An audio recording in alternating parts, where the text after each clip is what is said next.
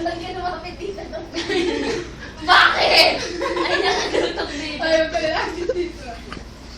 Wala nang may gusto sa... Wala tayong relasyon, lumayas ka nga dito. Pagkatapos mong makuha yun, pinagkakailan mo na ako! Ang sama mo! Anong meron ka, ha? Ha? Bakit di mo kinain chocolate?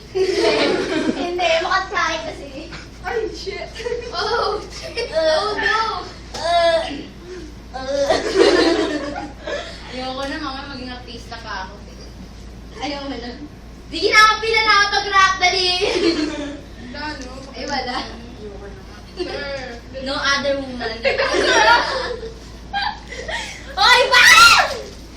May iba ka, huwag kang ganyan. You're having an affair. Affair? Fair. Affair, sir. Affair. Yung Biblia. Ah, sir, tignan niyo na. Hindi yan, sir. Kahit wag na lang. Maganda yan, sir. Maganda gawain. Sila na lang kuhaan ko. Maganda production niya. Ang sweat eh. Hindi, sige talaga. Kunwari nagbabasa matalino, tapos may nagmamasahe dito. Mamasahe, sige. May maalala mo kaya, bilis. Dear Child, ito ang kwento ng isang batang binibidyohan ng isang guro. Medyo nakakatawa manuuna at masaya, Yun ako na, sir. pero nagkakagulo. Kasi ipopost daw sa YouTube. Sa sige.com na lang daw. Ano ba yan? TV5.